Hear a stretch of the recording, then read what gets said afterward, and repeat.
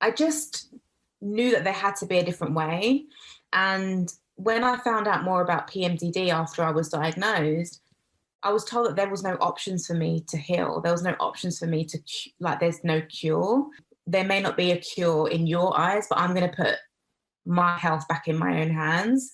And I'm going to find a way that allows me to not be held back by this condition. And long story short, 5 months after being diagnosed, I no longer had any more PMDD symptoms, and I continued to no longer have any PMDD symptoms. Yes, I was still struggling with PMS, which is completely different. But I went on this journey to find out how I could use my menstrual cycle in a way that supports me. And I went to the extent of training with all of these different modalities so I could help more people who were suffering in silence, thinking that their period or their hormones, like they have to be a slave to their hormones, you know?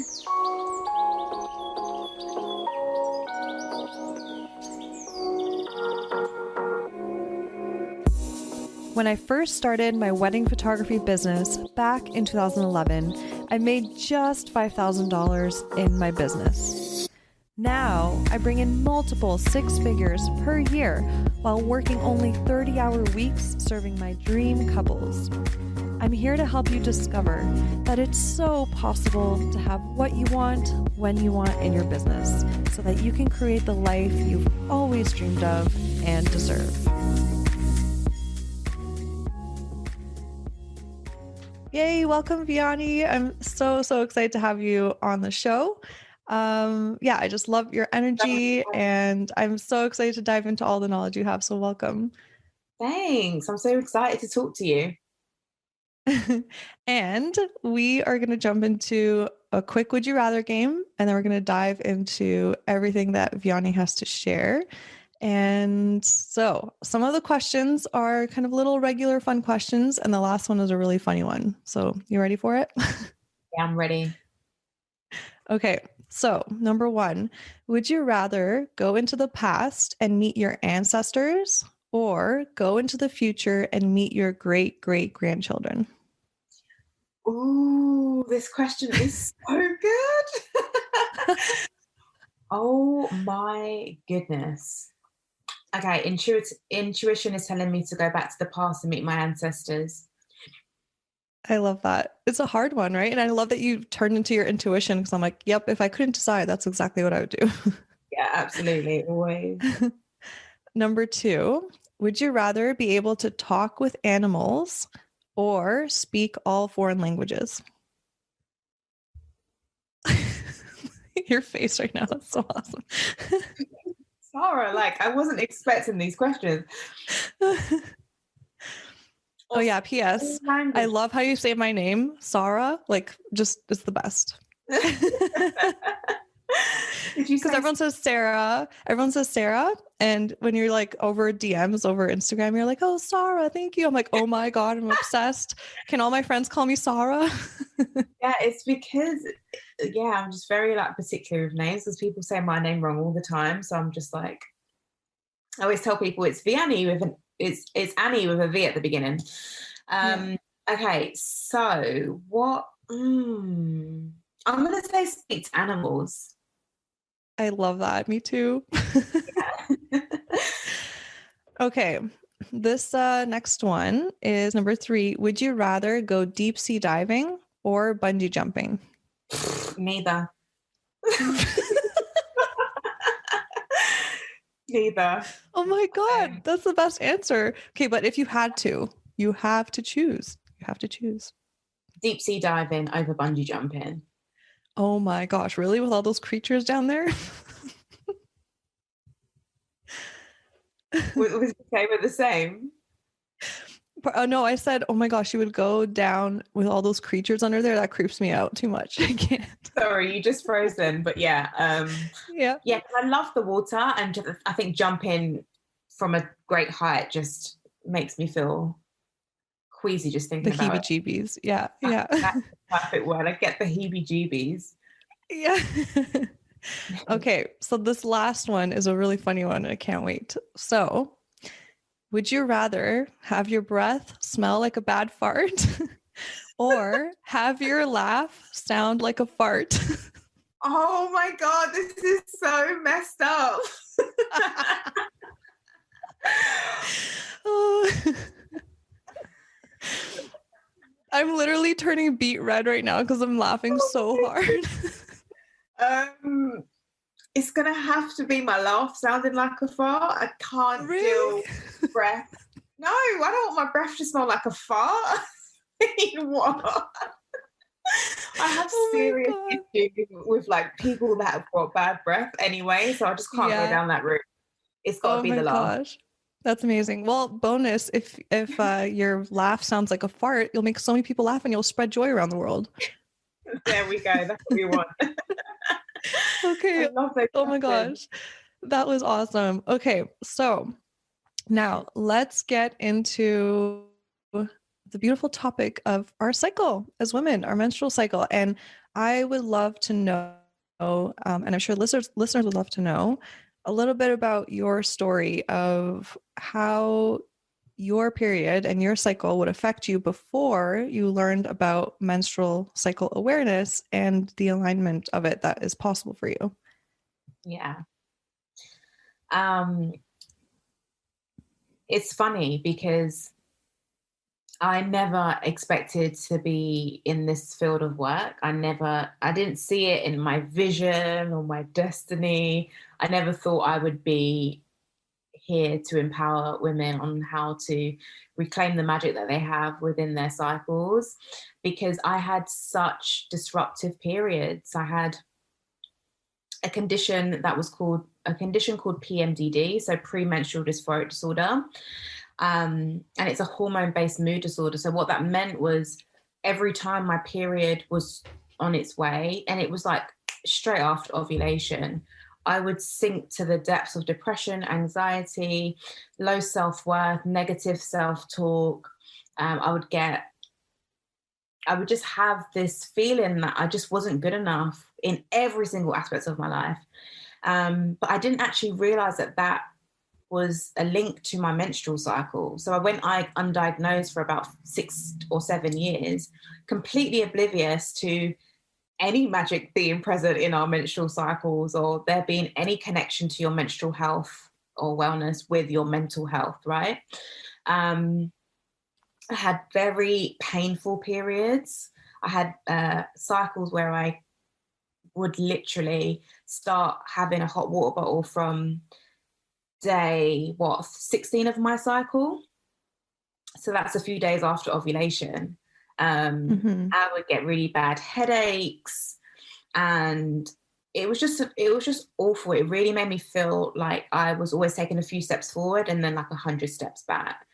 And for me personally, the way that it affected me was with how I wanted to show up in the world, because I had been in the beauty and the cosmetic industry for about 14 years as a trainer, as a coach, a makeup artist, a product development consultant, doing all of these amazing things. But I just never felt like I was getting myself off the ground, because every single month I would go back to this kind of pit of hell that I would describe it. So it was a really awful time. And when I call it my dark night of the soul, so the night that I had this horrific hormonal breakdown, where I literally thought that I was just being punished by God, the universe, and just everything just didn't seem to be going right. And some people don't know, but if you have PMDD, there's a lot of suicide ideation as well. And like 15% of the women who are actually the people who are diagnosed with PMDD, and they will attempt suicide, and it affects 1 in 20 women. So this is a huge amount of women that are being affected with this invisible condition, right? Wow. So I remember that night that I had that dark night of the soul, that kind of like unraveling which was turning I always say my pain into my purpose. I just knew that there had to be a different way. And when I found out more about PMDD after I was diagnosed, I was told that there was no options for me to heal. There was no options for me to, there's no cure. They told me I had to just manage my symptoms. They could put me on antidepressants if I wanted to. Or I found out throughout the community that there were women who were having hysterectomy. So they're having their uteruses removed so they would no longer have a period. And for me, all of those things felt extremely drastic. And I think what really shaped me when I was growing up was that my mum was diagnosed with breast cancer when I was about 11 years old. And I just remember so clearly, like, she had a mastectomy. She went on medication for 5 years. And I just remember witnessing her completely change her life. She refound her faith, her spirituality. She changed the way that she ate, the foods that she was consuming. She really took care of herself in a real holistic way. And without me even realizing, I think that's how I made my decision that no, there may not be a cure in your eyes, but I'm going to put my health back in my own hands. And I'm going to find a way that allows me to not be held back by this condition. And long story short, 5 months after being diagnosed, I no longer had any more PMDD symptoms, and I continued to no longer have any PMDD symptoms. Yes, I was still struggling with PMS, which is completely different. But I went on this journey to find out how I could use my menstrual cycle in a way that supports me. And I went to the extent of training with all of these different modalities so I could help more people who were suffering in silence, thinking that their period is, or their hormones, like they have to be a slave to their hormones, you know? Mm-hmm. So yeah, that's a little bit about how I ended up where I am and what my periods were like before all of this became a thing. Wow. Yeah. Oh my gosh. Thank you so much for sharing. And I think it's so beautiful how you said that you realize that you're going to be able to turn that pain into purpose, because maybe for the longest time you were like, why is this happening to me? It's not fair. It's not fair. And then here you are, where now, because you've been through that, you know how you can help other women that are going through that same thing, or on it, going through it on a different spectrum, right? Because I think as women, we all have our cycle affects us in so many different ways. So, but I think what you teach is amazing, that you're able to, no matter how much it's affecting you, you're saying that it is our superpower. And I love that so much. So could you expand on maybe what are some things that you did and modalities that you discovered that helped you get through it more holistically? Yeah, absolutely. Before I touch on that, I feel like I'm being really called to share that experience. If anyone's listening and they're going through that right now, I completely can like feel how much it's affecting their relationships, whether it's, you know, personal relationships or their marriages or friendships, whatever it is. Because I've been there. Like it was only 2 months after I got married that I was diagnosed. Well, I had this hormonal breakdown.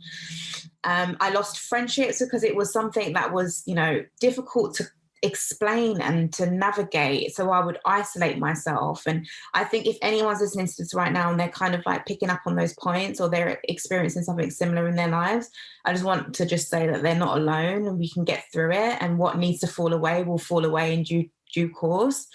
So yeah. I love that you shared that. Yeah. Thank you. So just going back to what modalities and what things that I tried. So yeah, I just find it so incredible that I've always been interested in psychology, right? I studied psychology at college, and I've just always been interested in the subconscious mind and how humans work, right? Human behavior. And one of the first things that I tried was hypnotherapy. And now, lo and behold, I'm a clinical hypnotherapist. I'm a master hypnotherapist because I know how powerful that work is, to speak directly to your subconscious mind, because your subconscious mind is the one that's in the driver's seat of your life, whether you know it or not. Your subconscious mind is the one that pulls on the light switch when you go into the bathroom without even realizing, that just picks up your toothbrush and just starts brushing your teeth in the morning. So if we're able to speak to our subconscious mind, to tell and to rewire it with empowering thoughts and beliefs around what you're capable of, what your body is actually capable of doing and healing itself, the rest is just history. So I went through a course of hypnotherapy, and that just changed everything for me. I remember I was out in Bali when I was really getting into it. And I don't know, maybe that made the trip a bit more magical, because I was like, oh my God, I feel like I've got my power back. Like, this isn't ruling me anymore. So yeah, that was just always a very special time. So hypnotherapy. And then I started doing really like really advanced cycle syncing techniques. So the first thing I always say to people is that food is medicine. If there's one thing that you want to manage when it comes to working to support your menstrual cycle or to journey with it in harmony and flow, is to start seeing food differently. Start seeing food as not only fuel for your body, but also fuel for your mind, because health starts in the mind, right? So if you don't know what cycle syncing is, it is a way of choosing different behaviors, routines, choosing different workout routines, scheduling your tasks and your to-dos around each phase of your menstrual cycle, because we change every single week, right? Our brain is changing 25% during the course of our menstrual cycle experience. So if we're able to understand that we're changing every week, we can kind of let go of that belief now that we need to be the same person every day. We need to do the same thing day in, day out. We need to stop judging ourselves for not having so much energy. Oh my gosh, I love that so much. Because we were feeling so energized on Monday. We can just drop that belief because it's a lie. Yeah. Right?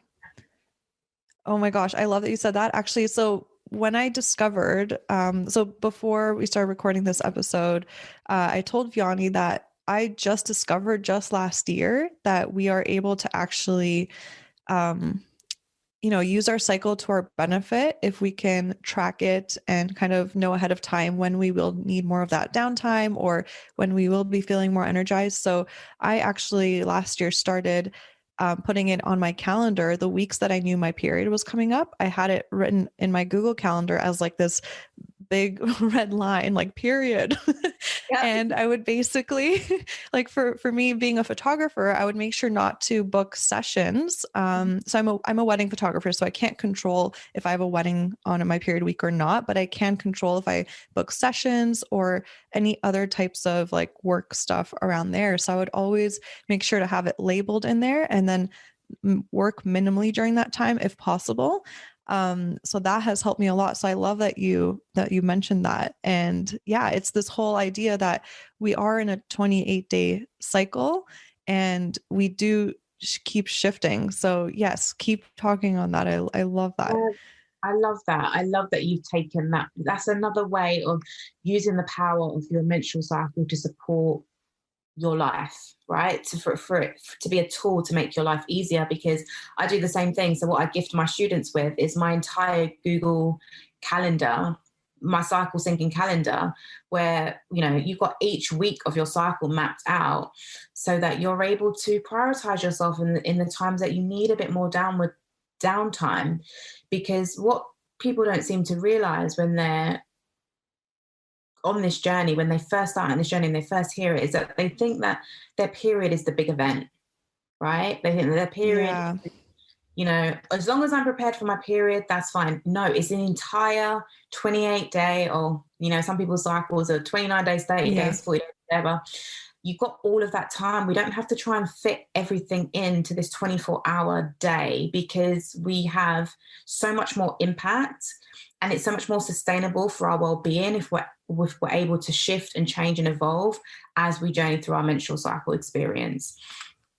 So yeah, like with your wedding photography, I totally get it. Like, I plan my entire life around my menstrual cycle. And some people might be listening to me again, what? That is absurd. It's crazy. It's controlling. No, it actually gives me freedom. It gives me freedom to be able to say yes to things. It gives me freedom to say no to things and not feel any guilt or any pressure or any shame.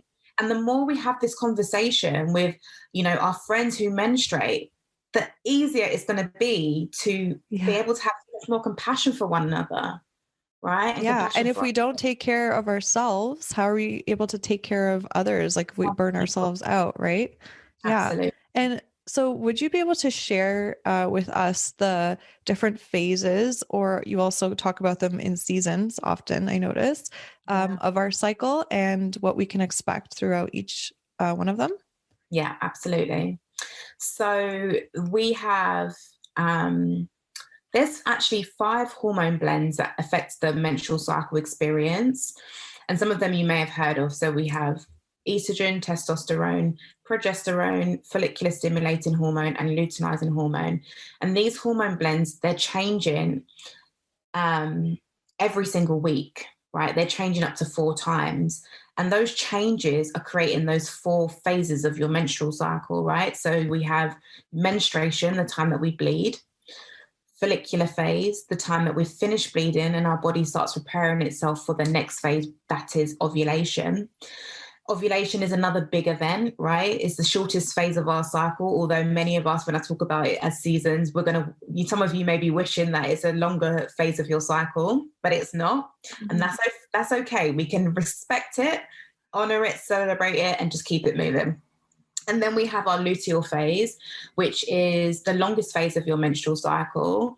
And this is, it could be anything from 10 to 14 days. Now, this is the phase of your menstrual cycle that gets a bit of a bad rep, because this is where you can experience PMS. If you have PMDD, that is going to be known as your hell week. I'm doing that in quotation marks.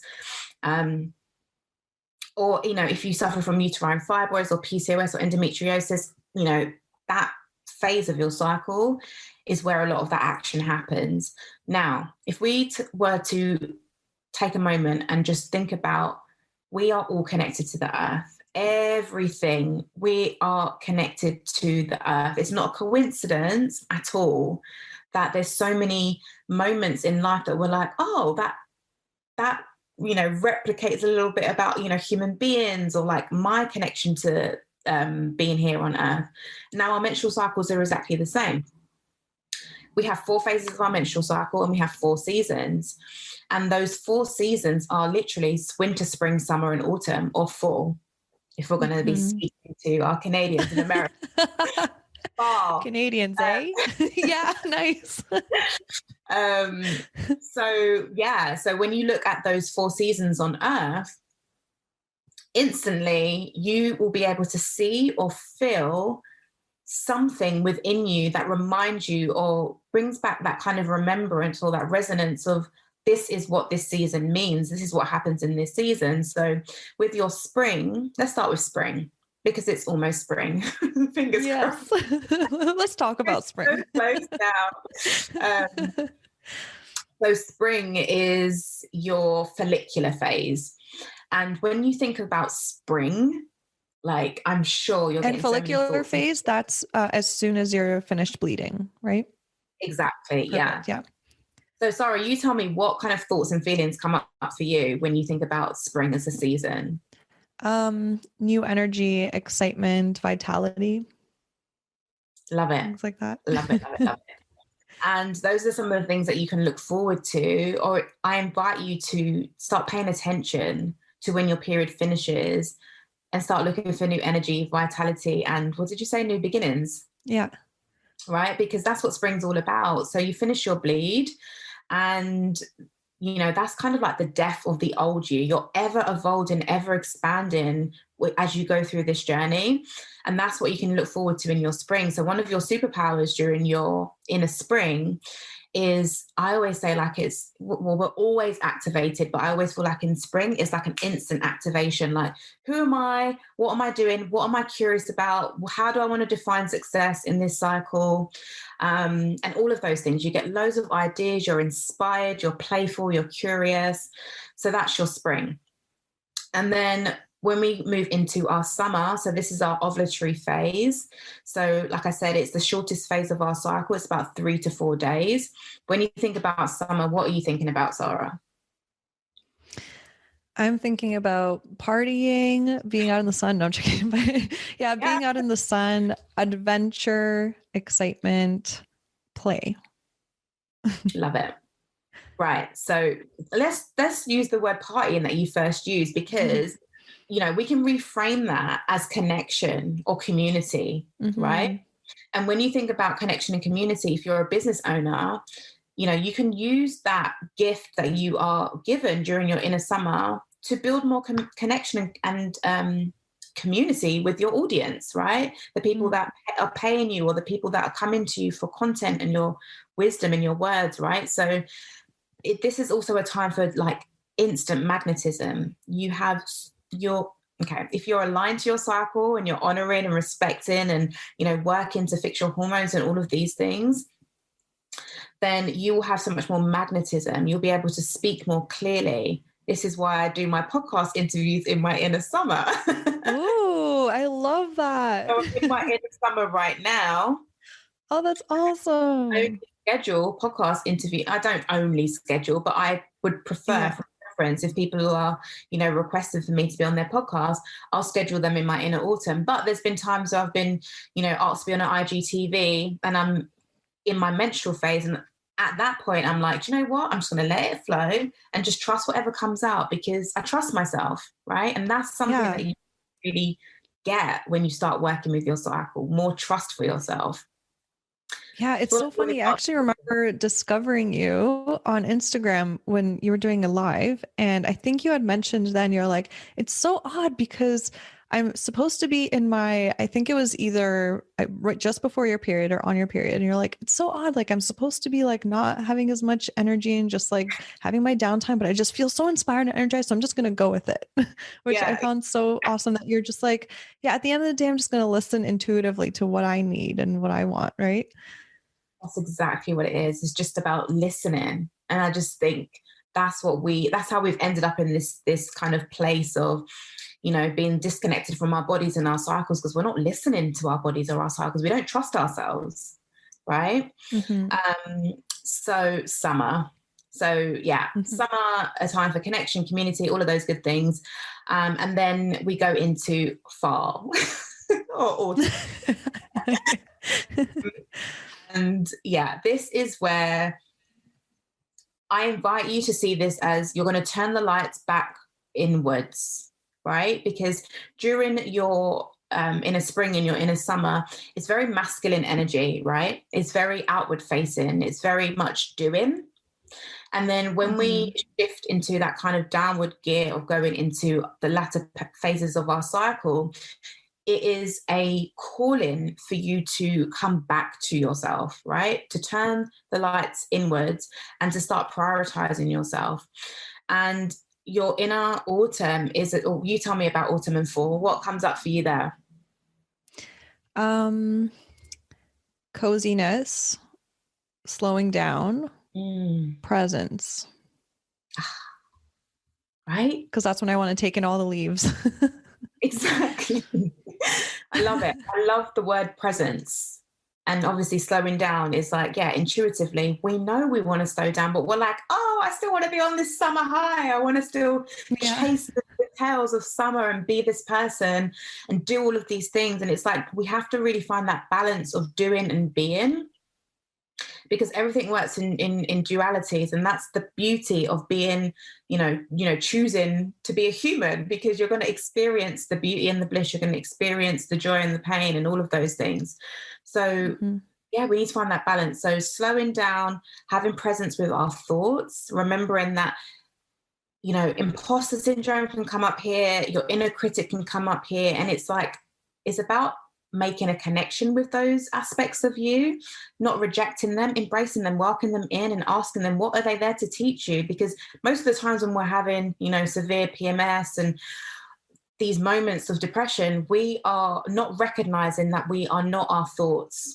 We need to be able to see our thoughts as something that happens inside of us, but we need to be an observer. We need to think, oh, okay, I've just said to myself, I'm not good enough to do this. Where did that come from? Right? Who says I'm not good enough? Right? It's about having that presence, going into your problem and then popping it from the inside out. So yeah, slowing down, editing, reviewing, communing with yourself, holding space for yourself, getting some sleep. I've just done some Instagram content about sleep and our cycles. And then winter, right? What is winter all about? For me, it's hibernation. I sleep for so much longer. I just want to be by the fire, drinking a warm tea or something, and then going out for spurts of fresh air, but overall hibernation. Exactly. We have this inbuilt like intelligence within our body that tells us when we need to slow down. But if we're not listening, we're not going to hear it. We're not going to recognize that we need to retreat. We're not going to recognize that we need to give our bodies time to repair from, all of the blood that's being lost. Bleeding really drains our reserves. That's one thing, but also your body's been building up this muscle, right, for the past 28 days, and then it's released. So it needs to rest and repair. And what I love about winter is the clarity that it brings when you're working with your cycle in a way that is you're harnessing its power. The clarity that comes from your inner winter is priceless. Like one of my mentors from the Red School, two of my mentors, Alexandra Pope and Shani Hugo Wurlitzer, who wrote Wild Power, they talk about bleeding on it. So when you're unclear about a decision and you're struggling in your inner autumn or your fall and you're like, I just don't know what to do about this, I'm having all of these thoughts, it's like, just chill and just bleed on it. The clarity is going to come to you after you bleed, because you've been able to release, right? You've been able to release what's no longer serving you. So that's just a little scratching of the surface of the power of the menstrual cycle. And oh my gosh, it is literally a scratch on the surface. Like with everything that you share on your Instagram, on your podcast, it's just like we could talk about this literally for days and days and days. So but I love how you described everything. I think it painted a beautiful picture for everyone, especially for those that haven't ever thought of it in this way, because I know the first time I heard of it, put it in kind of this context, I was like blown away. I'm like, I can't believe I never even thought of that or made that connection. So you shared that so beautifully. And I would love to actually ask your advice, because a lot of photographers tune into this podcast. And for example, in the summer, well, mainly from June to October and November, we are just like, it's kind of our busy season where we're photographing a lot of weddings. This is our time to shoot and make money and all of that. So how can a photographer prep themselves for, having to photograph 2 or 3 weddings in a week where they are going through their menstrual phase? I'm looking down at my notes, wanting to make sure you use the right lingo. But how can someone prep themselves if they aren't able to actually slow down and they have to go ahead and photograph a wedding for 10 hours straight while they're, during their cycle? There's a lot of things that are coming up for me here. I'm like, you could say this, you could say this, you could say this. But first of all, I just want to say, like, there's a big part of me that, and I understand the photography industry. I was a makeup artist. I used to work with loads of photographers doing weddings and stuff like that. Yeah, that's awesome. I totally get it. But there was a part of me at one point where I was saying yes to everything because I thought that there wouldn't be enough for me. Mm-hmm. Right. So I would, just preface this by saying you don't have to say yes to everything. Right. And if you're doing it at a price of, being detrimental to your health, that's something that you really want to just, hold yourself with and just, think about that. If you can see in advance, because I know like weddings, people were booking you for their weddings years in advance, or 6 months in advance, and you may not always know where you are in your cycle, right, when that actually gets booked in. Mm-hmm. But what you can start doing is really like what you've done in your Google Calendar, not just looking at your period, but looking at the exact all the other phases, mapping out all those other phases in your Google Calendar, and then literally copying and pasting it to the next month, copying and pasting it to the next month. Yeah, that's exactly what, right? That's awesome. It might not be exact, but at least you're going to get a nice kind of direction towards, where you're going to be. So if you are in your menstrual phase, let's go back to food, right? So you want to make sure that you are eating to support your cycle in the phases that are leading up to that phase. So what you eat in your luteal phase is going to affect how your period is. What you eat in your ovulation phase of that cycle is going to affect how your period is, right? Now, I'm not talking about restrictive eating. I'm talking about intuitively eating the foods that your body is desiring and craving. So one thing that I would say that would be really, really helpful is to start batch cooking. right? Batch cooking your foods in your inner summer where you have tons of energy, right? And you want to be in the kitchen dancing around, maybe a glass of wine, whatever you want to do. That's what I do anyway. And freeze your menstrual meals, right? Wow, that's so smart. Yeah. I love So that. I don't cook during my inner winter. No way. My husband sometimes will like make me the odd thing. Or I'll say to him, I'm really busy, I can't make this. And he'll like help me out. But I'm not cooking when I'm on my period. No way. Because again, it's about how am I nourishing and sustaining myself, right?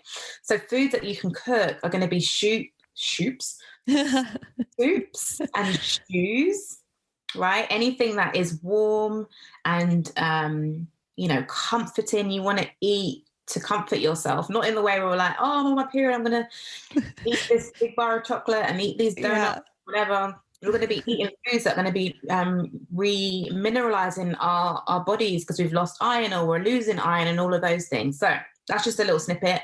Again, I've got a podcast episode on that actually. So episode 30, I think it is, all about food. Awesome. We'll link it in the show notes for sure. Yeah. It happens to the best of us. We get fired up about starting our photography business, and then when we make it happen, we feel on top of the world. But then, bam, it hits us. We feel stuck with no clue of what our next best move should be. I know what that's like because I've been there many times before, but with the right guidance, I was actually able to gain clarity and achieve the next level of success I wanted in both my business and my life. So if you're ready for me to help you discover what it is that you really want next and how to make it happen one small step at a time, then head over to sarahmonica.com/coaching and book your coaching session with me. Remember, never stop learning and never get comfortable because your dreams lie just outside of your comfort zone. That's sarahmonica.com/coaching. And then I'm going to talk about this 1%. Again, this is something that my mentors say. Giving yourself 1%. So you may not have time to take a day off on day one of your cycle, right? This is something that I personally do. I work for myself. I can do that. And sometimes on day 2, I don't book any calls. I put an out of office on. I tell people I'm in this phase and they respect because they know who I am. But if you can create some sort of energetic boundaries around that week, so you may have 3 weddings. It doesn't mean you still have to go out and, catch up with 3 friends and, then cook dinner for your entire household and then have all of this work to do. If it's 3 weddings, it should just be those 3 weddings. Yes. That you've got time to rest and to look after yourself, whether it's a 20-minute nap whilst waiting for the bridesmaids to turn up, whilst you photographed the bride, close your eyes, get those little 40 winks in, or it's giving yourself, one day out of that week where you've got those 3 weddings to have a full nourishing Epsom salt bath, because the magnesium in the Epsom salt bath is going to relax your nervous system, and it needs to put you into that place of feeling peaceful, even though you're bleeding, because that's how you're going to be able to feel more powerful. Yeah, I love that so much. And actually, could you also touch on what would we have to eat during our luteal phase? I'm like checking my notes so that we can, because you said what you eat in your luteal phase will affect how your menstrual phase will be, right? So what kind of foods, and I know you said it's more intuitive, but in general, what would you suggest to focus on at that period? Yeah. No pun intended. period. So how I said with your inner winter, your menstrual phase, the foods that you want, how you want to prep your food are soups and stews. In your luteal phase, the way that you want to prep your food is more like roasting your foods and baking your foods. So we're thinking like baked sweet potatoes, we're thinking roasted vegetables, and we're talking about crucifix vegetables, so like broccoli, cauliflower, all of those kind of vegetables, because what that's actually doing is flushing out excess estrogen. So estrogen has a loving place in our first phase of our cycle because it's what gives us our energy. It gives us our plumpness, our curves, all of these things. Like, so it's such a great hormone. But when we go into the latter phase of our menstrual cycle, we don't want excess estrogen because it creates PMS. Okay. It creates estrogen dominance, which creates a lot of other symptoms and syndromes as well. So we want to be able to flush out the excess estrogen. So we're talking about brown rice during this phase. So we want whole foods that are like slow energy release. And it's funny because when I first started out eating for my cycle, I would like start noticing that I'd be like, oh, I really fancy sweet potato. And without me even knowing where I am in my menstrual cycle at all. And then I would go and check and I'd be like, oh my goodness, I'm in my luteal phase. That's great. My body's now responding to what it actually wants. Yeah. So it's got all of those, you know, those complex carbs, those B vitamins, those are the foods that you need during your luteal phase. There's so much more. But just to give you like a little kind of like nugget, so you can, you know, maybe go to your cupboard now, you know, luteal phase and put a sweet potato in the oven, get some brown rice on, get some broccoli going. That could help. That's awesome. That's so helpful. And yeah, like you said, like it's totally like you could just pop it in the freezer and have it there as an emergency meal if you haven't been able to cook or anything like that, and just grab it and go and take care of yourself. I love that so much. And one other thing that I wanted to touch on, because I noticed on your Instagram, I think you said something about kind of shedding light on how to use your summer phase, your inner summer phase, to generate more income or more money. So I'm someone that definitely believes that there's this stigma around talking about money. I love openly talking about money with my audience because I want them to see what's possible for them, because I do believe that everyone deserves abundance and to be able to, you know, have money for the experience they want to have in their lives and all of that. So I always love talking about how to be able to generate more income. So if you can shed a little bit of insight into, how to generate more money during your summer phase, that would be awesome. I love this question and I love talking about money too. And I'm definitely going to be weaving it more into my work because I feel like there's a great need. You know, again, it's like one of those taboo things like, oh, your period is gross. Is it? Or is it just because you've been told to believe that it is because it's actually really powerful? And it's the same with me, right? So during your inner summer, like I said, it's all about connection and community. So I'm just going to give you a personal story. So what I do, if I'm launching a new program, I'll launch it in my summer. I've made a mistake of launching a program before in my late luteal phase. And oh my goodness, I was so burnt out and so tired.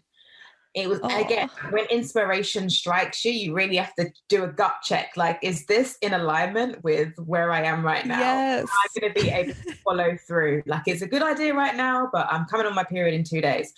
So if you've got anything new to launch, so maybe like new packages or bundles as a photographer, then launch it and talk about it during your inner summer. Talk about it to your audience. Go live on Instagram, go live on YouTube or Facebook or wherever you're doing, but just be visible. Like if you're having what I do is like, I will just like talk to my phone. I'll just like write down record voice notes. And then I will just pick out bits. I think, okay, what feels good? And I'll just get that down onto paper. And that's how you can start fleshing out ideas. But don't worry about doing too much in your inner summer because it is only 3 to 4 days, right? I'm always about in your inner summer, show up and be visible so people can connect with your energy. Because what you don't realize is that our communication, only 7% of our communication is the words that we actually say, right? 38% is your tone of voice. And the rest, which is, I think it's 55%, if I've got that right, is your energy. Right. Yes. So if you're communicating from a place of like, I feel good, I'm energized, I trust myself, I'm expansive, people are going to connect with your energy. And that is what sells, your energy. Not so true. Not your branding, right? Not your website. It's you. You are your brand. And you can channel your message and share your story in so much more powerful ways. Again, when you come home to yourself and you tune into who you really are. That's amazing. I love that so much. It's so true. Like every time I feel like even when I'm emailing like potential clients, like when I get inquiries, and let's say I'm like really tired, I'm emailing them from a place of like a little bit of like, oh, I'm just tired, but I'm going to get this email out. It doesn't seem to end up being a booking. But then when I'm like all excited and sending all the loving energy and everything, I get that booking. I'm like, what the heck? This is so crazy. So Yeah. yeah, it's so fascinating. I love that you shared All that. about the energy. Actually, I was actually going to ask you, how do we know when those 3 to 4 days are of our summer phase? How can we count that in the calendar? Yeah. You can count, or again, you can, develop this sense of self-awareness, because that is what is your superpower. So in your knickers, as you're going throughout your menstrual cycle, you are experiencing different levels of discharge, right? During your bleed, you're bleeding, obviously, so that's your menstrual blood. During your follicular phase, you're going to have this like kind of like light discharge where it's like clear almost. And then when you're ovulating, like, this, like you feel more turned on, you have more sexual energy, you want to have sex, like all of these things, like you actually have more cervical fluid and it's thicker and it's stretchy, right? So that is one way to identify when you're in that phase, when you notice the shift in your discharge. Like, I remember growing up and thinking that I was the only one that had this, thinking there was something wrong with me. Yes. Things that aren't spoken about. We are Oh my God. Thank you. I don't feel alone as a little girl anymore now. Exactly. Exactly. I just want to hold my younger self and be like, it's okay. It's okay. Oh, yeah. But yeah, that's one way to tell. Like, again, pay attention. Like, these things aren't happening like by random chance. We are so perfectly designed.